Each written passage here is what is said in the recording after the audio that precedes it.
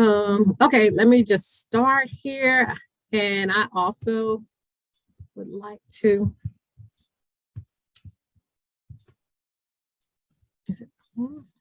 It says that it's paused. Oh, here we go. Okay. Okay, so here we are.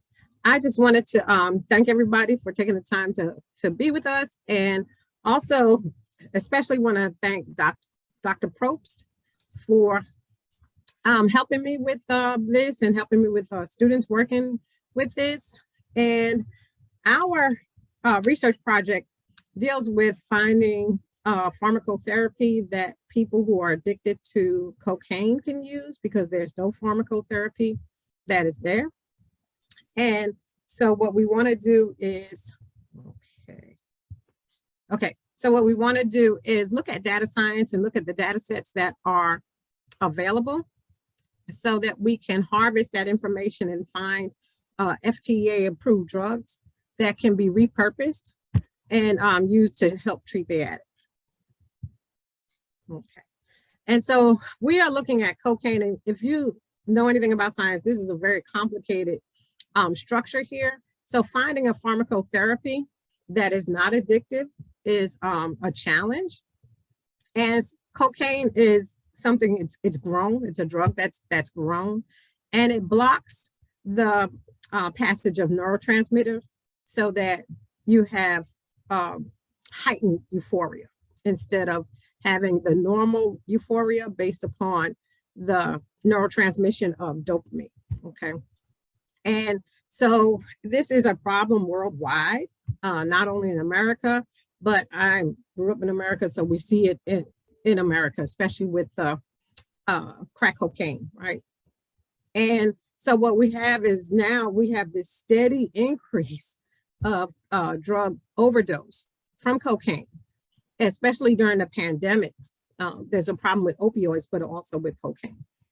So we wanted to look at data science to help us solve this problem. And we have some data sets that are available. So we can look at the data sets and look at the relationships between the drugs and the genes, and look at the relationship between the drugs and the FDA approved drugs, okay? And look and make some predictions based upon that. So the latest studies that we have, we are looking at data sets at NCBI, so that's publicly available. It's got data sets about a lot of different things, and you can put in there cocaine, and the data sets about cocaine will show up. Some of them will be in humans, others will be with rodents, and we focus our attention on the ones with rodents right away for this study, okay? One is small, so GDS 255 only has 10, but there's more with 1608, but we started out with 10 because we just wanted to get familiar with that at first. And we focused on the nucleus accumbens because the nucleus accumbens is where your dopamine is concentrated, or most of it is concentrated. And we looked at prefrontal cortex because it's a good comparison, because there isn't that much dopamine there, but serotonin is concentrated there. And serotonin is important because it predicts whether there's abuse liability or if somebody's going to be addicted, okay? And the methods that we use, they're already embedded into the website, and that's helpful, and you can check and see the best way to treat your data. And you can look at the amount the drug is, the amount the gene is upregulated or downregulated, and you add weights to that to find out which genes are most important. So depending on the researcher, you can look at the top 250 genes. However, for the sake of time, we focus mostly on the top 16 and then go to the top 250 if we need to. Then we switch gears and go to the connectivity map, and we look at the FDA approved drug and the gene that came up as top on the connectivity map site that's from the Broad Institute. We also go to clinicaltrials.gov and we look at the drug. that we're interested in and see where it is, and what its mechanism of action is, to make sure that it'll be something that can be used. Okay. We also extended these studies to look at another data set, GDS 3703, and this looked at time points. So what happens after 1 hour, after 2 hours, after 4 hours, after 8 hours? What happens in the changes in the genes, and see if that would be able to give us some insight as to the best gene to focus on as well. And this only looked at cocaine and saline. So it's a little bit different than the other studies, but it is still also a cocaine study. And they also looked at a lot of different drugs instead of just cocaine, but we only studied cocaine. Okay, and did some of the same things that we did with the other data sets. So here's our results here. From the first study, we looked at the rats treated in cocaine. Again, this is just 10, and the other one is with 63. And we found comparison here that DRD1 was most important, one of the top 16 genes. Okay, and so what we did is say, okay, we went into literature, looked at how people have been studying DRD1 and targeting it. And that was very promising for us because it hooked us up with previous studies that we had about another drug. And I won't show those results. We presented that last time. But then when we looked at our other study, when we looked at this other data set, we're looking at the 16 genes. First of all, they're all upregulated.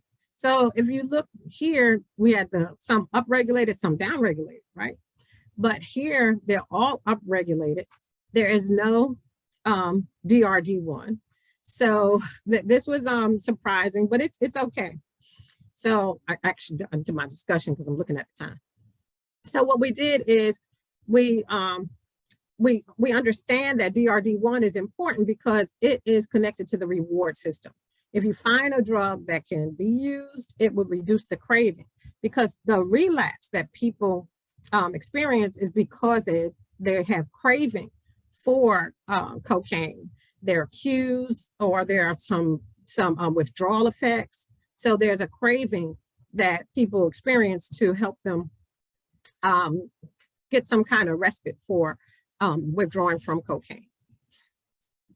Okay, and when we looked at the other data site, we're looking at just the time points, right? So that we can correlate some things with our other study, expecting to see DRD1, but wanting to see if DRD1, if it was a long-term effect, right? And so when we didn't see DRD1, I'm like, tag on. And, but that's okay. So we said, okay, what's going on here? So we have the differences in experimental conditions and species, right? The number. So maybe it's not, we have to take that into account when we're doing those comparisons.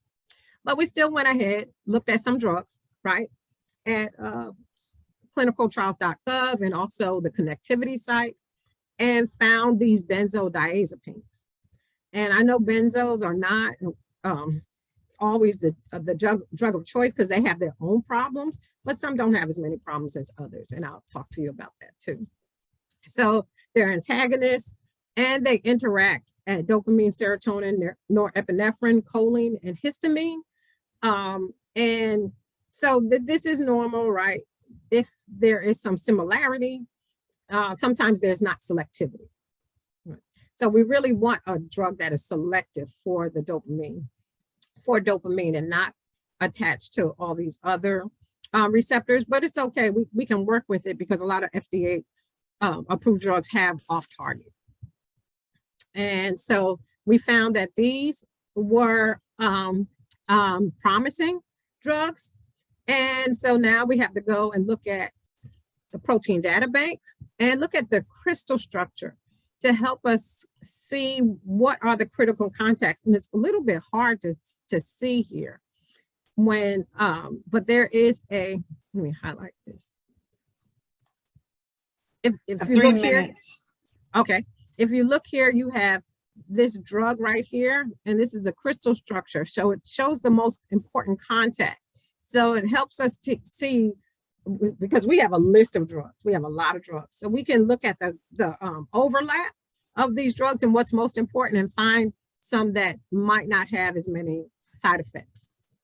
Okay, so I showed you the structures of those benzodiazepines, and we're looking to see, because at least they are FDA approved drugs, and we know how some of them act.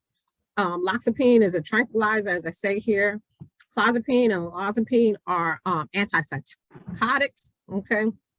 And taking a deep dive into the literature, you have olanzapine also decreasing self-administration of cocaine. So it does help with the craving of cocaine.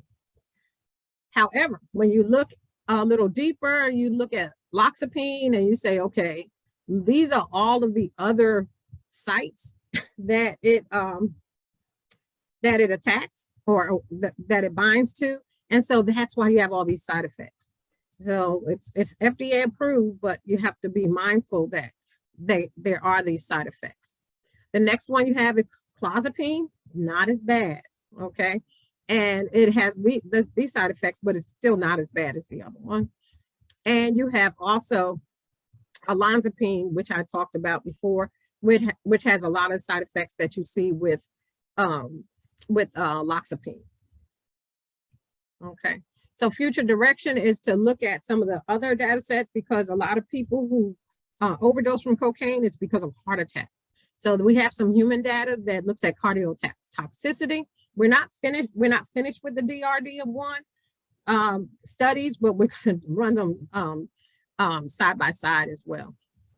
And we're going to look at, we had a whole list of drugs. I think we have like more than 25 drugs that we have to look at, and I'm not showing all of those. And look at some more molecular modeling studies so that we can correlate the structures.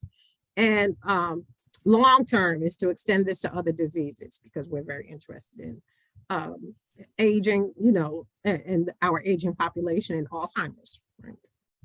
There's a lot of work around the cancer already, so we won't think about that, and maybe opioids might be something, but definitely Alzheimer's. And here are my references, but I just want to thank you for your time and see if there are any questions. Am I under time? You are, Dr. Keith. That was great. Thank you so much. I was very happy to see those drugs that, I was not aware about that follow-up, that we now have a set of drugs that we can explore more that has the DRD-1, right? So that was great to see. So any question from the audience or in the chat, please?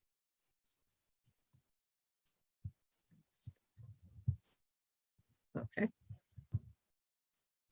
I'm actually curious to know, the drugs you mentioned, the benzodiazepines, they also have like addictive qualities. So is there any like exploration with SNRIs or SSRIs that are maybe non-addictive that could possibly, interact with those, chemicals? That's true. But they are addictive, and the withdrawal from benzos is also very kind of nasty, right? But it's not as bad as being addicted to cocaine, right? So it's kind of lesser of two evils. However, with the molecular modeling at the protein data bank, you can look at the necessary contacts that are needed for the effect that you want and compare all of those drugs. Find the ones that do not bind with serotonin as much, so that their dopamine, they select dopamine over serotonin. Those are less likely to be addictive. Does that answer your question? Yeah, that's great. Thank you. Okay.